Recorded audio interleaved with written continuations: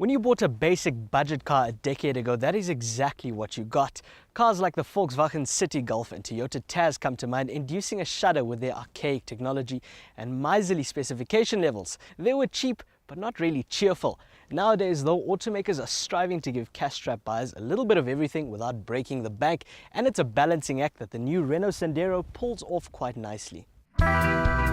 Until the arrival of the Clio 4, the Sandero was Renault's top-selling car in South Africa. Even so, it was easily eclipsed on the sales charts by the VW Polo Vivo and Toyota Etios.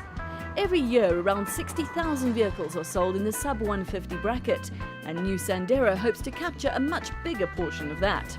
The old Sandero had no styling virtues to speak of. It was as insipid as cold tea, something that the tweeting youth would describe as a #fail. This new one is more grown up, however, sporting Renault's new facial DNA, which they describe as warm and sensual. And as a 20-something upstart myself, I wouldn't mind being seen in this car.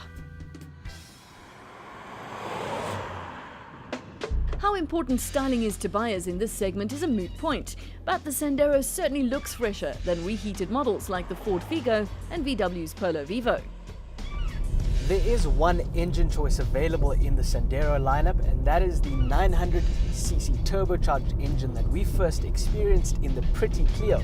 It produces 66 kilowatts and 135 newton meters of torque.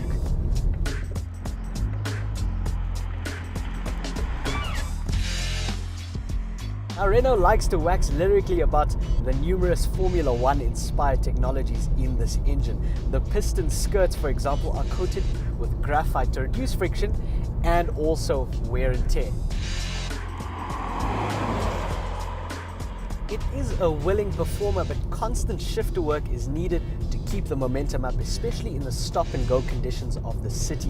When you really thrash it, it makes a really hearty 3-cylinder growl, which puts us in mind of a cheerful puppy. Up at these altitudes, it certainly has an edge over its normally aspirated competitors.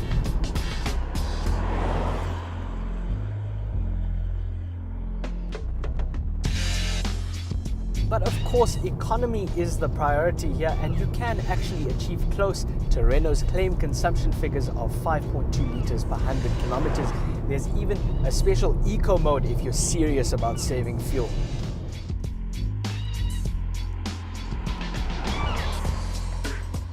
Overall, the Sandero feels surprisingly sure-footed, and features like standard cruise control means it's quite adept at munching the miles comfortably. And assuringly, they haven't skimped on the safety features. This range-topping Dynamique model has 4 airbags, anti-lock brakes, electronic brake force distribution, and traction control, which a lot of its competitors don't have. It even has hill start assist, which those still mastering the art of clutch control are going to love.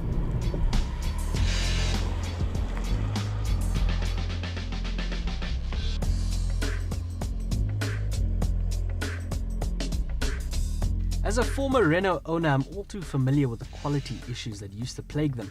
My old Modus was quite similar to playing with Lego, but things have changed, and this new Sandero, compared to its predecessor, is a lot more refined. There are no scratchy plastics or exposed metal pieces anymore. My only 2 gripes are these silver trim bits on the dashboard, which create quite a glare in the sunlight, and these seats, which could offer better rump support. Although the list of standard features is quite extensive. You get Bluetooth, a USB port, cruise control with a speed limiter, and electric windows for all, in addition to the stuff like air conditioning and of course power steering. Rear space is fair, and even the center passenger gets a 3-point safety belt. Boot capacity is rated at 292 liters, which you can extend by folding the seats down.